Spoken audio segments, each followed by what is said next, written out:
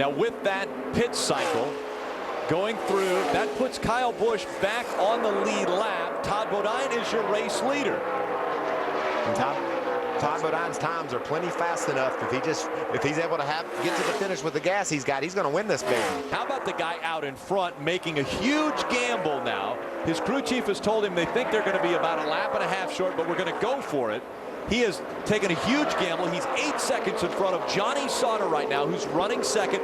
Do you get out of the gas, and do you try to conserve? Oh, you definitely try to save some gas. He's got that such a huge lead right now. He can really be easy in, easy on the throttle. He needs to save some gas. That's exactly right. He needs to win by about a half a second, Rick. He needs to use every bit of that lead to get all the gas mileage he can get. Now Kyle Busch is being shown in the 8th position as we watch our leader, Todd Bodine. And Kyle, 27.5 seconds behind our leader, Todd Bodine. 7 laps now, goes to 6. 6 more times around Kentucky Speedway. Final 3 laps of this race. Does he have enough fuel? Bodine, 3 to go. He's rolling off that gas, guys. Last time by, he was able to still run around 32.2. He still has a 7.5 second lead with 3 laps to go. Back off, Michael, back off. More. Slow down, Todd. And you know what the driver said? I'm trying to slow down. The final 2 laps of racing. Does Todd Bodine have enough fuel to make it all the way around? Well, they said they were a lap and a half short. This is about the time he should run out. There, he's a lap and a half away from the finish. It should have went dry right there unless Todd's done a good job saving that man, Mike Hillman Jr., some gas. There's the gas can just in case. Todd Bodine coming out of turn 4. He will see the white flag. It's one more time around Kentucky Speedway. Can he hang on? Does he have enough fuel? Johnny Sauter just 7 seconds back from Todd Bodine. If that thing burps, Johnny Sauter's going to be there in a flash. Bodine down the backstretch. He doesn't look as though he's slowing down. Can he make it? Another half lap at Kentucky. So good on the mile-and-a-half racetracks, but he has never won at this racetrack. Coming through 3 and 4 and out of 4. Todd Bodine's going to win at Kentucky.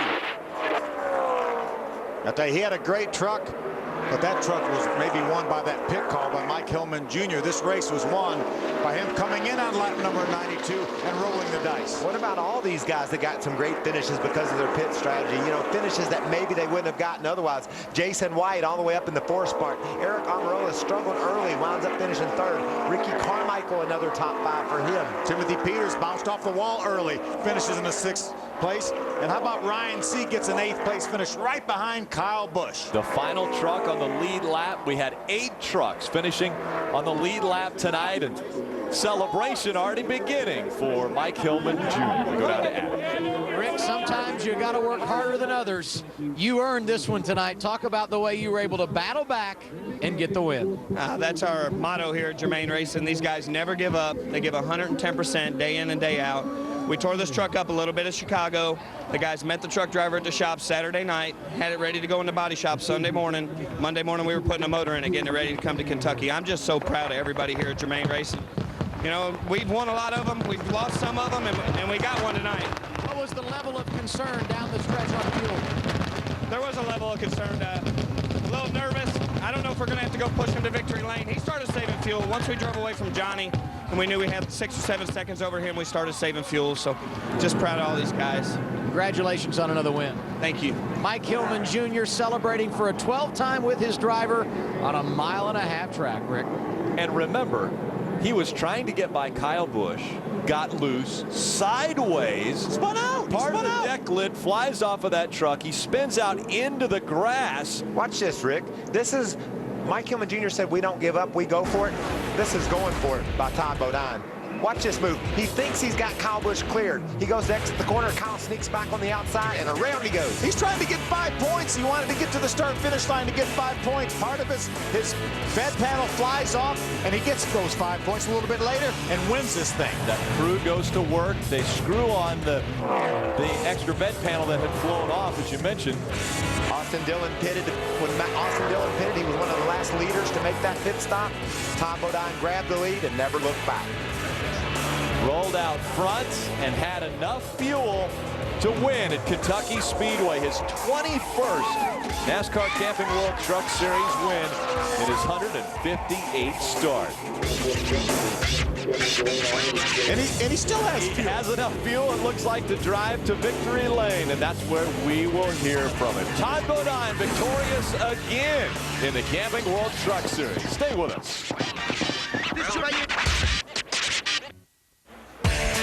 The Built Ford Tough 225 just concluding, and the man in victory lane is Todd Bodine. Let's go down and hear from him. And Rick, for the 21st time in his Camping World Truck Series career, Todd Bodine climbing out a winner. And the leap onto the crew. So you get your 4th win of 2010, but some adversity to battle through tonight. Where does this one rank? Oh, man. The first person I got to thank is Kyle Busch for driving dirty, sucking me down, and getting me spun out to give us the gas. I mean, that's why we won the race. I mean, we had a great truck. Don't get me wrong. I mean, that thing, Toyota Tundra was incredibly fast. When I got up behind Kyle, you know, I got aero tight, which that's what happens. And I backed off, just kind of riding there, trying to keep the right front on, waiting for later. And lo and behold, got sucked around, got some fuel. Here we are, victory lane. It's awesome. I got to thank all the fans. Kentucky fans here are awesome. Everybody watch on TV, thank you. Yeah, this Toyota Tundra is awesome. What about the crew and the job they did under caution to keep you on the lead lap and to make sure the truck was where it needed to be so you could go back out and compete? That's every week. I mean, I say it every time we get up here, but these guys are incredible. Cousin Mike on the fuel, I mean, he beat everybody out when we took the fuel only. I mean, that was part of what got us up front. I mean, these guys are awesome. They do a great job in the shop. They do a great job on pit road every week. That's what makes a great championship team, is consistency. You know, they may not be the fastest, although they are, but they're consistent. They don't make mistakes. That's what you got to do, is not make mistakes. 7 races to go. You guys haven't talked a lot about championship.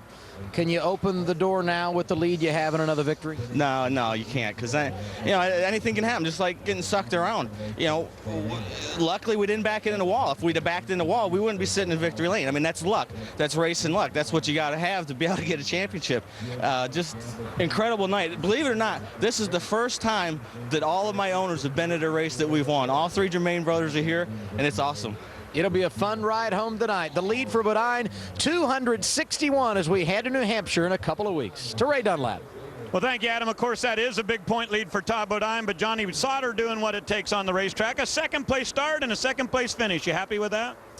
Yes and no. Our farm pate curb record Chevy was good. We got out there in clean air at the beginning of the night, and I thought, man, we were going to have a good, solid night, and we just got back in traffic every time we pitted, so we just clean air is everything in these races, you know, and you can get those guys on fresh tires. The first 10 laps, you got a pretty big advantage, but everybody equals out after that. So great call by Joe and all the guys to bring me down and get gas and tires there. And he kind of had a hunch, I guess, that it was going to go green the rest of the way. So I argued with him, and he made the right call. Hats off to those guys. And we had a 4th, 5th place truck all night, and we got 2nd out of it. So we just still got some work to do, I guess. And nonetheless, we probably didn't gain very much ground on the points tonight. Todd wins, obviously, and Eric's right behind me. So just got to keep going to him. Loudon's our next race, and I feel like I'm pretty damn good there. So I think we'll win that race and see where we end up. All right, that's the way to do it. Johnny Sauter finishes 2nd tonight here at Kentucky. As the numbers go, 261 points, the difference between 1 and 2 in the point standings.